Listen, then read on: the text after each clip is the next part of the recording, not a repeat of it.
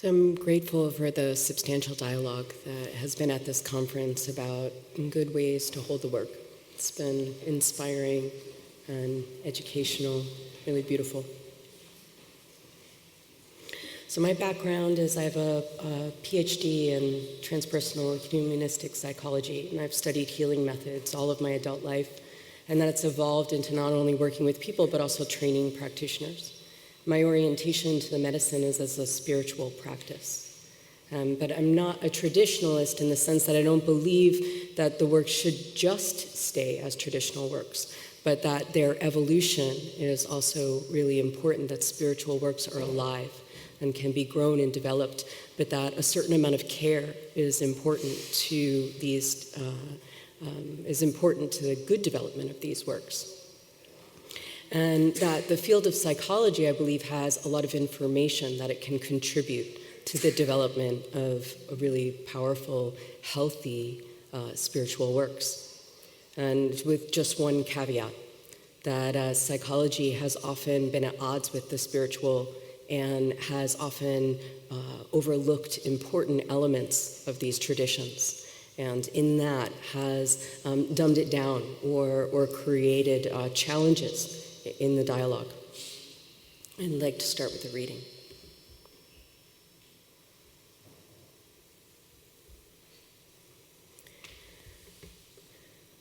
Any kind of power is a magnifier. One main source of power comes from our financial standing. However, commensurate with financial power is moral power, which is a power that has indelibly shaped our world, for bringing out both the best and the worst in people, individually and collectively. While I believe that the secular and the spiritual leader are very different in many ways, I also believe that one key problem that they have in common is how their power distorts their view of what's ethical. This power, especially when the ego attaches to it, can result in many unhealthy distortions and harmful outcomes for both the leaders and those in their care. The misuse of power is disturbing wherever it shows up. It's particularly disturbing when it involves those people who are ostensibly meant to be guides for our spiritual development. And so my question are these. What makes it possible to grow in spiritual insight and power and still be able to justify the exploitation and abuse of others? And what can we do to ensure that that happens less? Because of their position, spiritual leaders face the unique pitfall of being able to easily rationalize to themselves and others that their behaviors are sanctioned by a greater power and is therefore justified, when this is simply their ego. More dangerously, followers of such leaders are all too likely to project their own disowned spiritual power onto the leader, making it even easier for that leader to believe in the propriety of their actions. This puts the leader or anyone on the path at great risk of losing their way. Problems abound when the spiritual guides start believing that they are the same as the spiritual wellspring that they draw from, which tends to result in their losing a connection to their human nature. And because transcendence of the human experience is the holy grail of many spiritual paths, it's very easy for the spiritualized ego to jump the gun and see itself as more advanced than it truly is. This inflation of self is a problem common to the spiritual path, a problem we all benefit from keeping our eye on. When leaders lose sight in small or large ways of their human drives and instead explain them through loftier means, it's nothing more than spiritual bypassing, which is when we avoid our human suffering with spiritual tools, skills, or mindsets. This expert defense mechanism can arrest anyone's development, but when done by a spiritual leader, can result in large organizational damage or personal problems. The remedy is to engage in rigorous psychological development, to emphasize the experience of the more fundamental and human aspects of self, so as not to lose sight of them while spiritually advancing. When we are truly on the other side of our human issues, I have no doubt that we will know. Let us honor our human limitations with integrity until then. Medicines are powerful tools to promote healing and to support spiritual development. However, for some of the same reasons that they do so, their power can also be easily corrupted and misused. It is perhaps most crucial in these contexts where advanced tools are available that guides have high-level personal psychological development and awareness, as well as spiritual knowledge. This is easier said than done. There's a long-standing split between the psychological and spiritual approaches to development, each wanting to stake its claim on the best approach. Many spiritual people believe that their spirituality is an advanced stage of development that puts them above the need for psychological refinement. Many people from a psychological orientation choke the life out of spiritual teachings in the name of scientific rigor, shutting the door to the deeper value of the spiritual teachings. Most don't even know the different uses and purposes of these two important systems. It is perhaps more beneficial to see the two systems as mutually supportive approaches, where one without the other not only limits our growth, but also sets us up for significant problems. If, for example, I am a gifted healer and medium, but I have not yet resolved my inner misogyny or contended with the shadowy aspects of my sexuality, then I might function excellently as a healer and medium in one regard, but still be challenged by my human beliefs and unacknowledged desires. Many mystical traditions account for the need for psychological growth as well as spiritual development. In these cases, most often the psychological maturity of the person is seen as a necessary precursor to their use of certain spiritual tools. However, the wisdom and effectiveness of this approach has been virtually eradicated through greed, ignorance, and territorialism. In a world where many of the spiritual teachings have been lost or corrupted by unhealthy power dynamics, where we have a high need for facilitators of growth and evolution, as we are also experiencing a disintegration of authoritarian models. And we have at our disposal tools for accelerating awareness. Among other challenges, we are at a time of very high need for expert facilitators, and we are also at a time of very high risk of misstep. Essential to the successful forward movement is the commitment and tools to work on ourselves as we stand in leadership, in whatever capacity we stand in leadership, as well as the tools and effective guidelines for ethical practice.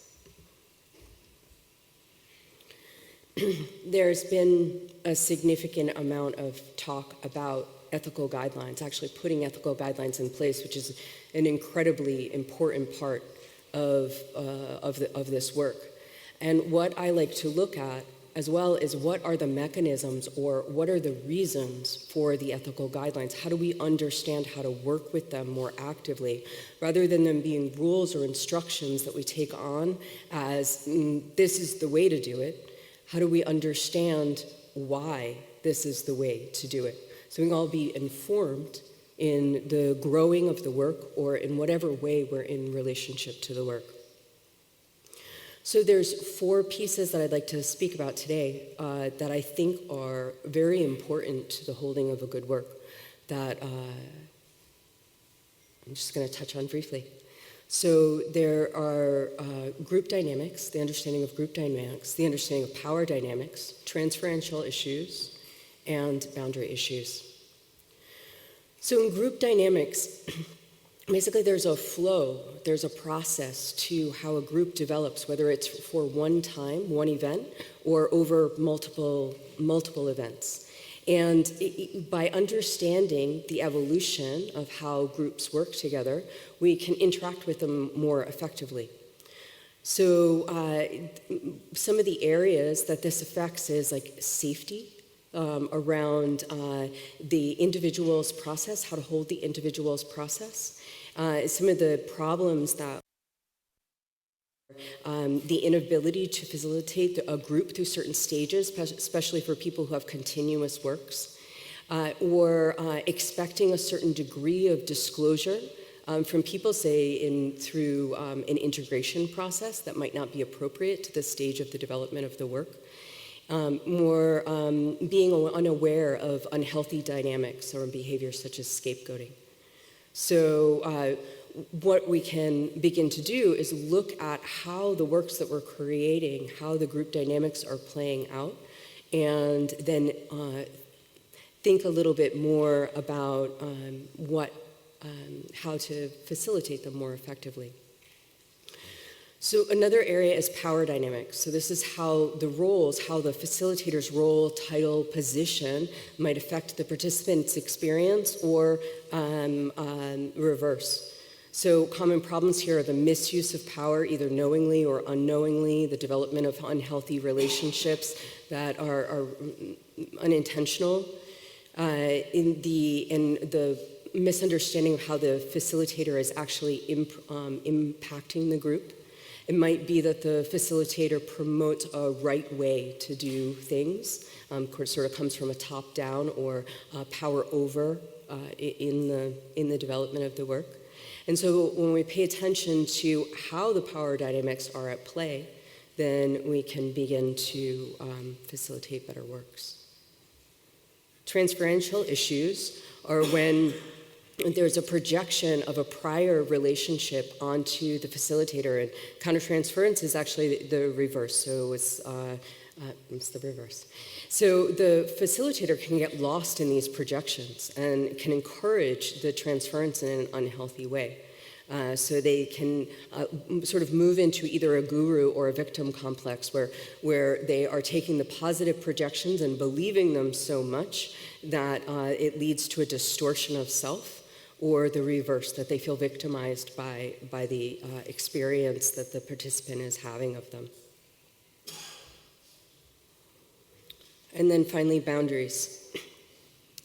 The way that boundaries are shaped or put into a work actually dictates the type of work that can be done.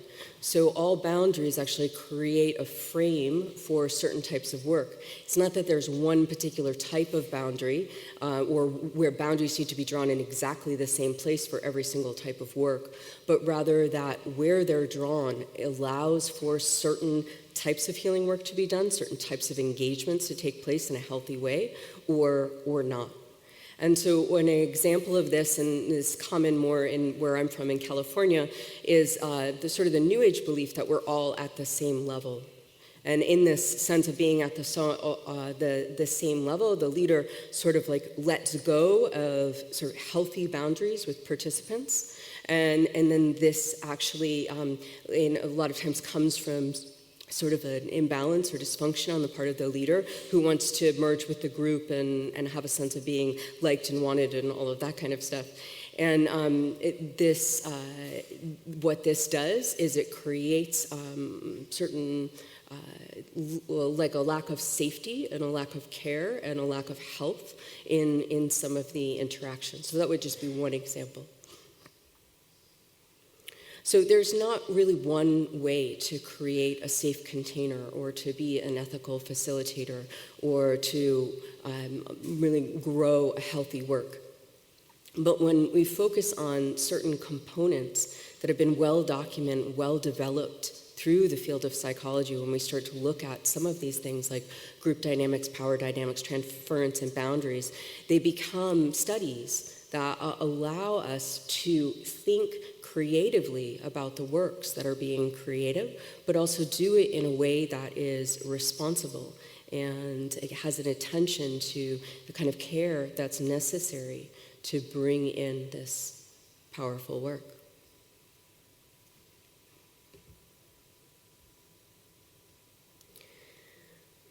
So in closing, just a prayer. So my prayer is that each person who holds any part of this powerful work has the wisdom to hold it responsibly, that they have the insight to make corrections and amends when they do not, and that they have the care to continue their own growth to hold it in a better and better way. Thank you.